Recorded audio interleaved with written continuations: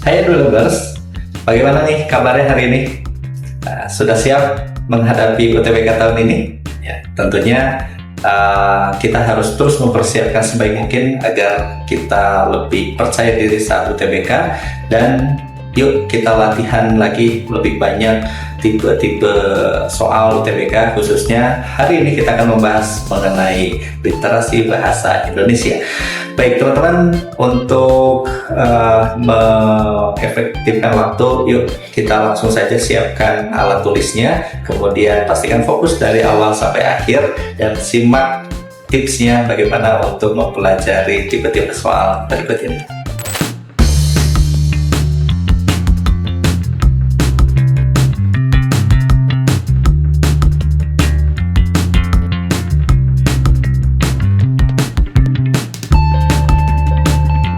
Baik, kali ini berbeda dengan video-video sebelumnya, bukan memahami teks umum lagi, bukan memahami infografik lagi, tetapi kali ini spesial kita akan membahas seputar teks saintek ya. Jadi mengenai informasi seputar ilmu biologi, ilmu geografi, ilmu kimia, ataupun ilmu yang kaitan dengan sains lainnya, termasuk ilmu kedokteran, ini biasanya sering muncul di UTBK.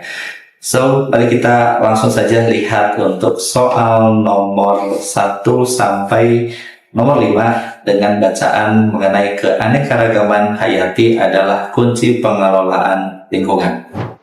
Ini kalau kita lihat dari gambarnya, mungkin kita bisa teringat kepada materi atau pelajaran biologi ya. Kenapa? Karena di sini ada tentang rantai makanan. Ya, di sini ada dua ekosistem. Kalau kita baca sekilas teksnya, di sini intinya bahwa kita dihadapkan ada dua jenis rantai makanan. Kemudian di sini ada ragam ekosistem. Kalau kita lihat di paragraf 3 diantaranya, di sini ada jaring makanan B merepresentasikan situasi dengan keanekaragaman hayati yang sangat rendah. Ini berarti keanekaragaman yang sangat rendah. Kemudian sementara kalau yang A menunjukkan ekosistem yang lebih beragam. Ya, tentunya ini lebih banyak jalur makan ya. Kemudian A. Nah, kita langsung saja lihat untuk nomor 1 yang mengenai sains teks ini.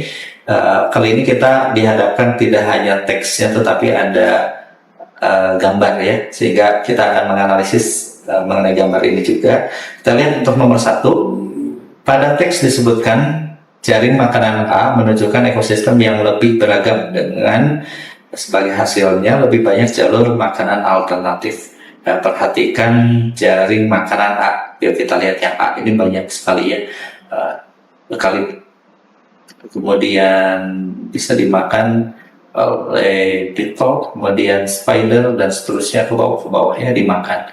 Jadi yang atasnya bisa dikatakan produsennya, kemudian ke bawahnya konsumennya atau predator yang bawahnya. Lalu kalau kita lihat yang ditanya ya, di sini hanya ada 2 organisme katanya di jaring makanan A, yang pada jaring makanan ini memiliki 3 sumber makanan langsung. Ya. Nah, berarti kita akan lihat mana yang memiliki 3 sumber makanan. Kalau kita lihat dari tanda panah yang ada di sini ya, karena yang ditanya adalah yang 3 sumber organisme yang ada 3 sumber makanan. Di sini kita lihat tanda panah yang ada 3 tanda panahnya ada 3 gitu ya, menuju ke salah satu organisme. Di sini ada parasitic wasp. Kemudian ada juga di sini native cat. Oke. Sisanya kalau yang lain ini hanya 2. Ini hanya 2, ini hanya 2, hanya 2, ini 1, ini 2, gitu ya. Jadi kalau yang ditanya ada 3 sumber makanan, artinya contoh misalnya parasitic wasp ini dia bisa memakan organisme yang 1, atau yang kedua yang Lepophis, dan yang ketiga yang butterfly ya, butterfly larva ya, ini larva. Nah, jadi yang dimaksud adalah parasitic wasp dan native cat. Berarti opsi yang beta ya. active cat dan parasitic wasp. Itu untuk nomor 1. Baik, kita langsung lihat soal selanjutnya. Nomor 2, cari-cari makanan A dan B berada di tempat yang berbeda. Bayangkan jika leafhoppers, kita tandai leafhoppers.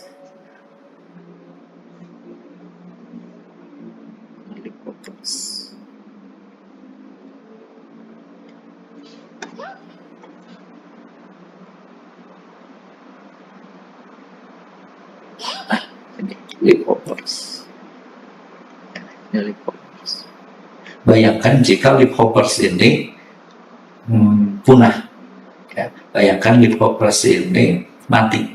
Ya, kemudian pernyataan di bawah ini yang merupakan prediksi. Nah, sekarang kalau ini nggak ada, ya ini nggak ada. Leafhoppers. Yang bawahnya bisa makan, nggak ada. Ya, untuk yang di food web bank di sini, ini dia nggak bisa makan yang lain, otomatis ini akan punah, ya, karena nggak ada makanan. Kemudian yang ke bawahnya, ini juga sama karena ini hanya makan ini, ya. Yang bawahnya juga ini hanya makan ini yang. Nah, beda kalau native cat ini, kalau selama ada 2 jenis, ini seperti burung ya. Ini selama ini ada salah satunya dia bisa makan. Tapi balik lagi, kalau leafhoppers nggak ada, ini nggak ada, berarti ini lebih cepat punah. Berbeda dengan yang A. Kalau yang A, leafhoppersnya ini nggak ada, tapi kan masih ada yang beetles, yang ini ada juga butterfly larva, ya, ulat, ya. Jadi ini masih bisa dimakan, gitu ya. Nah, sehingga kita akan lihat opsi yang mana nih. Pengaruh yang akan lebih besarnya berarti kalau kita lihat ini lebih berpengaruh ke yang B, ya. Kalau kita lihat yang opsi A, pengaruhnya akan lebih besar pada jaring makanan A. Ini salah, ini jaring makanan A salah, ini yang B bisa jadi, makanan B bisa jadi. Oke, berarti kita akan mengarah ke antara C dan D, ya. Nah, pengaruhnya lebih besar ke yang B. Nah, karena parasitic wasp hanya memiliki satu sumber makanan di jaring B, parasitic wasp memiliki beberapa di B. Nah, ini kalau kita lihat mana kalimat yang sesuai dengan gambar, ya tentunya yang C, ya. Yang C di sini hanya memiliki satu sumber makanan, karena parasitic wasp ya di sini hanya memiliki satu sumber makanan, ya. Karena hanya memiliki satu sumber makanan ini saja, gitu ya. Nah, makanya ini kalau leafhoppersnya mati atau punah, maka ke bawahnya juga punah semuanya, gitu ya. Jadi opsi yang sesuai adalah yang C. Kemudian kita lihat soal nomor 3. Hal di bawah ini yang mungkin menjadi alasan ilustrasi jaring makanan di atas dibuat demikian. Biasanya kalau ada diagram, tidak semua orang bisa membaca dengan mudah, gitu ya. Nah, kalau kita lihat ini dengan ada diagram ini, kita bisa memahami langsung. Anggaplah kita sebagai orang awam, gitu ya.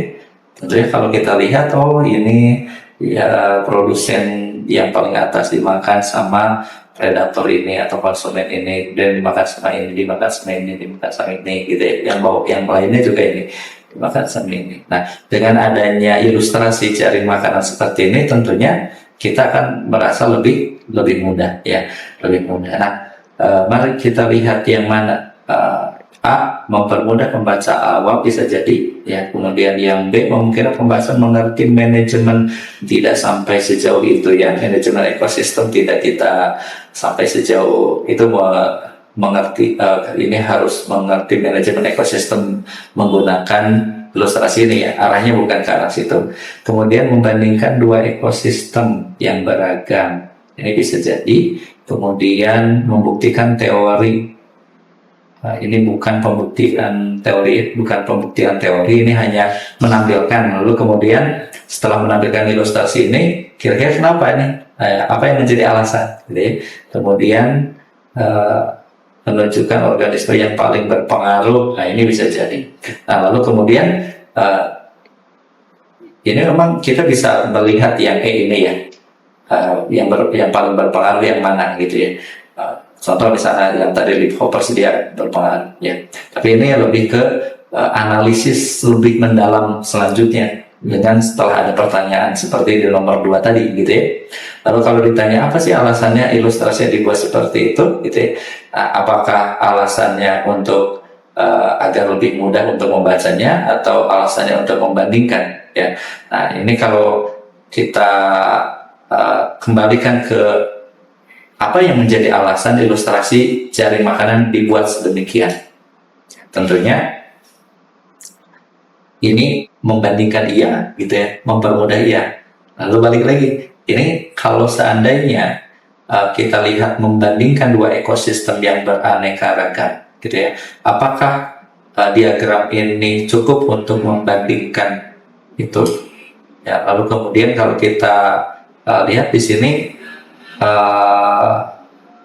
sebagai pembuat ilustrasi tentunya ada tujuan ya, ada tujuan agar pembaca itu bisa memahami gitu ya. Jadi sebelum jauh ke arah membandingkan, sebelum ke bagaimana menganalisis, tentunya dibuat sedemikian rupa ilustrasi itu ini lebih ke untuk mempermudah dulu membaca. Lalu kemudian kalau sudah memahami, nah setelah pastinya di dalamnya di situ bisa ada perbandingan, dalamnya bisa tahu mana yang paling berpengaruh, mana yang tidak gitu ya. Sehingga kalau yang ditanya ini adalah alasan ilustrasi dibuat demikian, seperti ini dibuatnya, tentunya alasan pertama yang utama adalah untuk mempermudah dulu ya, untuk mempermudah memahaminya. Lalu kemudian setelah kita memahaminya baru selanjutnya bisa menganalisis ya, menganalisis, bisa membandingkan dan seterusnya. Karena kalau membandingkan dua ekosistem ini dalam hal ini belum secara komprehensif dua ekosistem ini dibandingkan gitu ya.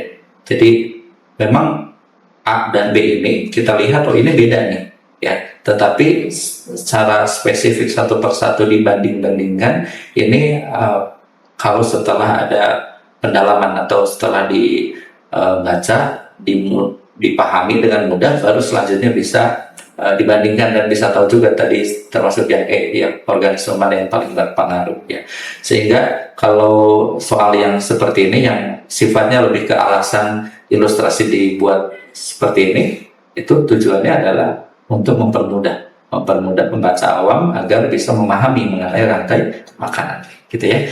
Baik, selanjutnya untuk nomor 4 ya, nomor 4 pernyataan di bawah ini yang paling tidak mungkin menjadi alasan. Ini yang ditanya adalah paling tidak mungkin menjadi alasan kehilangan keanekaragaman hayati harus dianggap serius ya. Nah, berarti kita akan lihat satu persatu ya. Untuk yang nomor 4 ini, organisme yang hidup seharusnya bisa dimanfaatkan untuk keberlanjutan alam semesta, ini masih masuk ya.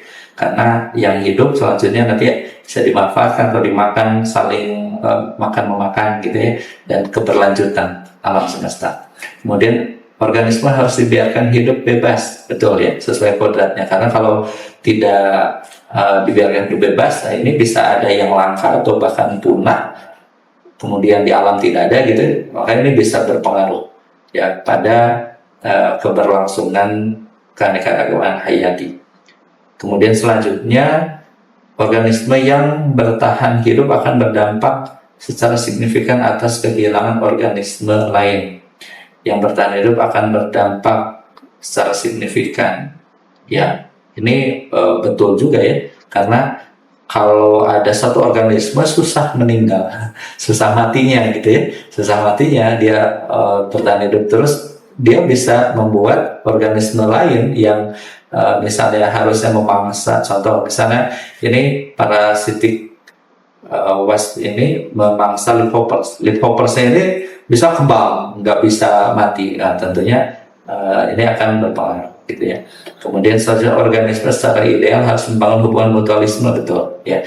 Lalu yang terakhir, organisme harus mempertahankan, nah ini kalau dikatakan organisme harus mempertahankan sifat pertahanan diri agar hidup dengan masa yang paling lama, kembali yang tadi, akhirnya nanti signifikan berdampak ke kehilangan organisme yang lain ya. Jadi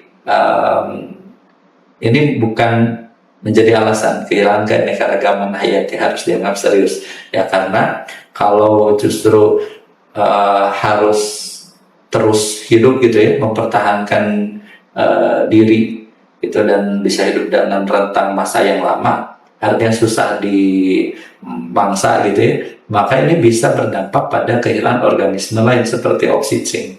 Oksigen itu masih alasan yang sangat masuk akal gitu ya. Nah, yang E ini berbanding terbalik dengan yang C ya, sehingga ini adalah alasan yang paling tidak mungkin ya, kehilangan keanekaragaman hayati dianggap masalah serius ya. Baik, selanjutnya yang terakhir, bagaimana informasi di atas, berdasarkan informasi di atas, hal yang menjadi variabel dasar penentu keanekaragaman hayati adalah apa? Kalau kita lihat di sini variabel apa aja yang ada. Kalau kita lihat baik A ataupun B di sini, yang beda apa? Jenis. Ya, jenisnya. Kemudian setelah jenis-jenisnya di situ ada, apakah ada jumlah? Tidak ada. Ya, jumlahnya tidak ada. Bukan jumlah organisme ya, tetapi di sini yang bukan jumlah ada berapa gitu sih organisme di alamnya ya, tetapi di sini ada yang bisa menjadi variabel penentu keanekaragaman itu selain jenis adalah jumlah hubungan predasinya. Kalau hubungan predasinya ada 2, ada 3 bahkan, maka dia bisa ada alternatif untuk makan. Ya, kalau misalnya salah satunya mati misalnya, kemudian predatornya dia bisa mencari yang lain, mangsa yang lain, gitu ya. Nah, sehingga jawabannya adalah yang opsi delta. Baik, itu adalah pembahasan untuk keanekaragaman hayati, adalah kunci pengelolaan lingkungan. Ada yang nomor 1 jawabannya tadi adalah B, yang nomor 2 adalah C, nomor 3 adalah A, nomor 4 adalah E, nomor 5 adalah delta. Ya, jenis dan hubungan, jumlah hubungan predasinya. Ya. Baik, itu yang bisa kita bahas kali ini. Terus review, terus lakukan latihan soal gitu ya, drilling soal agar semakin hari semakin siap lagi menghadapi UTBK tahun ini. Oke, gitu dulu untuk pembahasan kita hari ini. Pastikan like, share, dan subscribe channel YouTube EduLab Indonesia. Kemudian perbanyak doa, minta doa restu juga ke orang tua ya, agar teman-teman semakin siap menghadapi UTBK di tahun ini. Semoga teman-teman bisa mendapatkan hasil yang terbaik, bisa masuk ke jurusan favorit yang teman-teman idamkan ya. Sampai jumpa di pertemuan selanjutnya dan wassalamualaikum warahmatullahi wabarakatuh.